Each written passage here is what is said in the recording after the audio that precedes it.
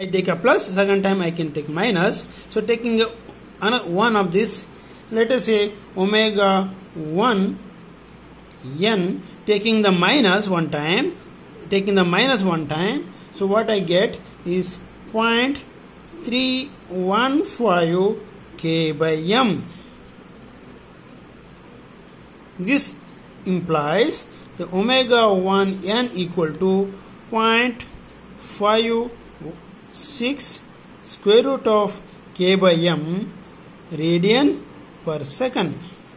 Then taking the positive value here, so omega 2n square equal to 3.185 k by m. This implies the omega 2n is equal to 1.78 root over k by m radian per second. That means the first fundamental frequency is equal to 0.56 times root over k by m. The k and m will be given. Then the second fundamental frequency is 1.78 times root over k by m. So this is higher than the first one. So the n, the 1 means the first mode, first frequency, 2 is second frequency. So one of my goal is achieved. If there is a system of 2 degrees of freedom, so I got 2 frequencies. This is very amazing. Initially, for a single degree freedom system, I got only single frequency. For a 2 degree freedom system, I got 2 frequencies. Does not mean that mass 1 vibrate with the frequency of omega 1n, mass 2 vibrate with the omega 2n. No. Both masses m1 and m2 first vibrate with the frequency of omega 1n. After certain stage, both mass m1 and m2 vibrate with the frequency of omega 2n. This is to be noted carefully. Now, once having this omega 1n, omega 2n, first mode frequency, second mode frequency. This is called first mode frequency. This is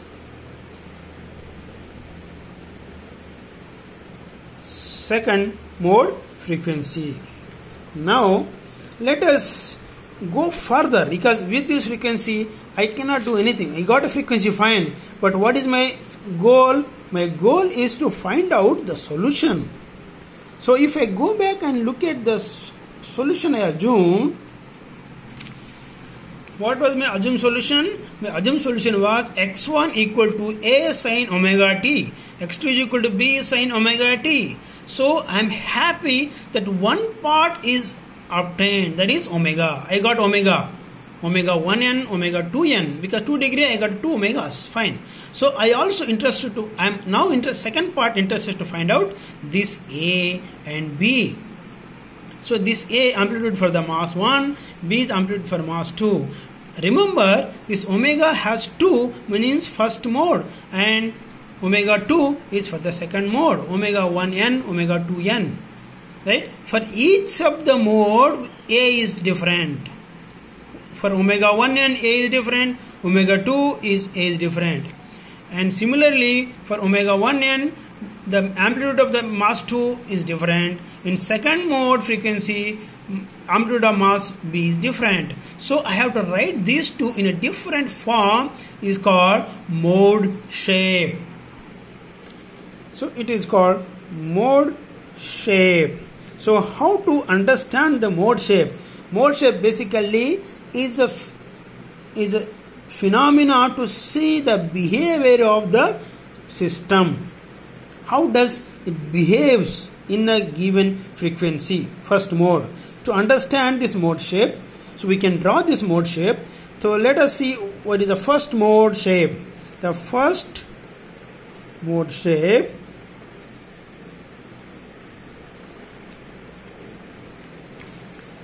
that means, so I go back to the A by B from the first mass, which was equal to k by 3k minus m omega square right? So now substituting omega square is nothing but my omega 1n square, first mode frequency, which was equal to 0.315 k by m. Substituting here, what I get is your 1 by 2.69. This is A by B. Remember, now what is that? I have got two unknowns, only one equation. It is not possible to find out A and B separately. That means it is not possible to independently obtain the amplitudes of A and B. So I have to find relatively. That means if I say if A is equal to 1, then B is equal to 2.69. These are relative amplitudes only. If A is 1, I got a B equal to 2.69. Right? Similarly, from the second mode,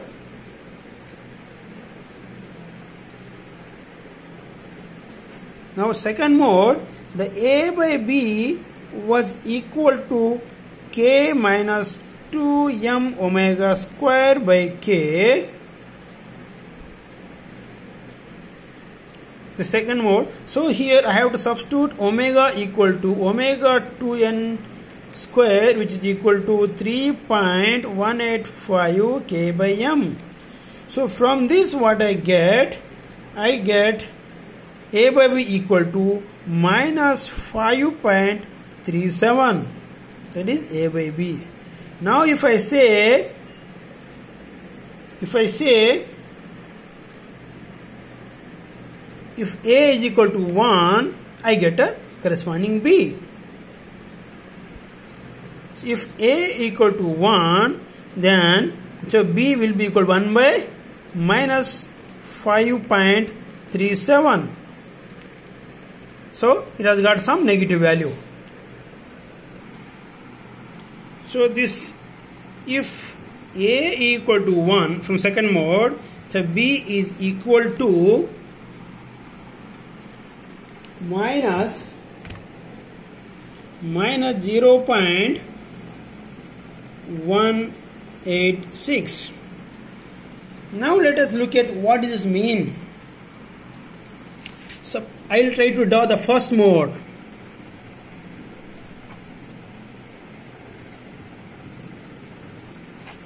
So I will try to take this first mode like this vertically. This is my system. I'll just make upward. Doesn't matter. You can also take fixity at the top like this, which is as usual. Right? Now let us say here is the mass M1. Here is the mass M2. This is your M1. This is your M2. Now, and we said amplitude of the M1 is A. Amplitude of M2 is B. Now I don't know absolute values of